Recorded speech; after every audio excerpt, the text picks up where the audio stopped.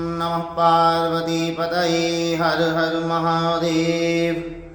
वन्दे देवोमापतिं सुरगुरुं वन्दे जगत्कारणं वन्दे पन्नगभूषणं मृगधरं वन्दे पशूनां पतिं वन्दे सूर्यशशाङ्खिवह्निनयनं वन्दे मुकुन्दप्रियं वन्दे भक्तजनाश्रयाञ्च वरदं वन्दे शिवं शङ्करं वन्दे सर्वजगद्विहारमतुलं वन्देऽन्धकारध्वंसिनं वन्दे देवशिखामणिं शशिनिधं वन्दे हरेर्वल्लभं वन्दे नागभुजङ्गभूषणधरं वन्दे शिवं चिन्मयं वन्दे भक्तजनाश्रयाञ्च वरदं वन्दे शिवं शङ्करं वन्दे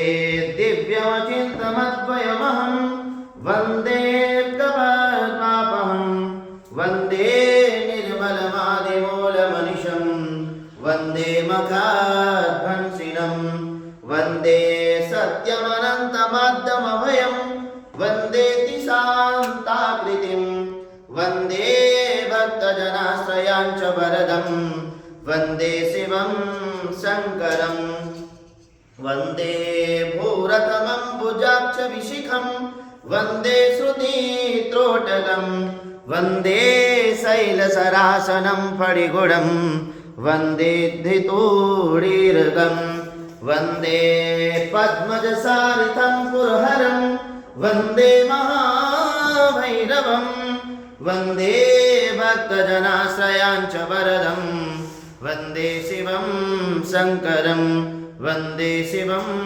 शङ्करं। नमः पार्वतीपतये हर हर महादेव।